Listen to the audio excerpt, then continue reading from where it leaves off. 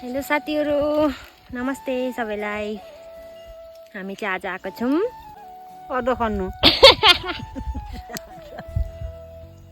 सुन्नुभयो होला नि मम्मीले के भन्नुभयो। हामी आज आएको छौँ अदुवा खन्नु। यति चाहिँ यता खनिसकेको हो, त्यही भएर अहिले हामी केलाउन आएको केलाउनु। हेर्नु साथीहरू, अदुवा त दामी दामी छ नि त हो, तर सानो पाना छ। मम्मीले चाहिँ केलाउँदै हुनुहुन्छ, म पनि केलाउन आएको। अब उतै डोको उतै नबसेर नकेलाएर तर माटो पनि यति साह्रो छ, बल्ल बल्ल खनिसक्यो यहाँदेखि उहाँ। अब केलाउनै अझै छ साथीहरू, तल खन्नुको लागि त बाँकी नै छ।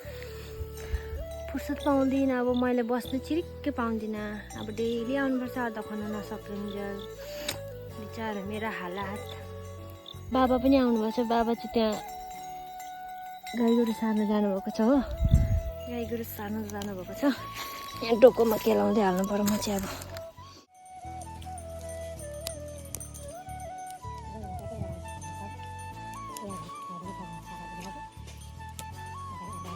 अदुवा खेती गरेकै गर्ने यसरी पोचिन्छ कि पोचेरै हुँदैन कि साथीहरू हाम्रो त।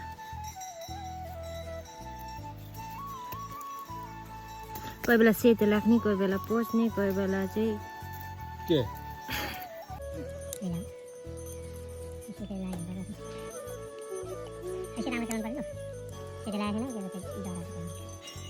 के गरिसियो।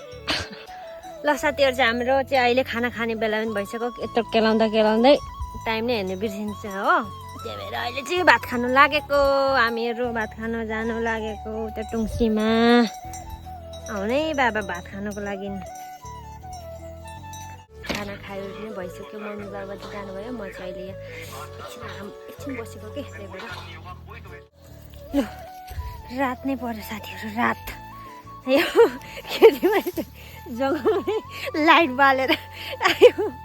काम गर्नेले छुएछ हामीलाई नि मम्मी। अदुवा चाहिँ यहाँ खनेर थुपारेको छौँ हामीले हो। एकैचोटि खनिसकेर बस्ता भरेर बिक्री गर्न लाने हो। त्यही हो साथीहरू, हामी खेतीवालाको बिहानै आइन्छ हो, त्यहाँबाट चाहिँ फेरि राति पुगिन्छ घरमा। राति त्यहाँ लाइट बाली पुगिन्छ घरमा चाहिँ। खेती पनि दूरमा लगाइन्छौँ होइन।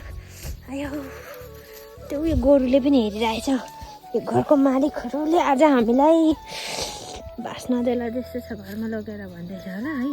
हेरिरहेछ। फेरि ठन्डा लागिसक्यो। त्यही बिरालो छ यतातिर, बिरालो।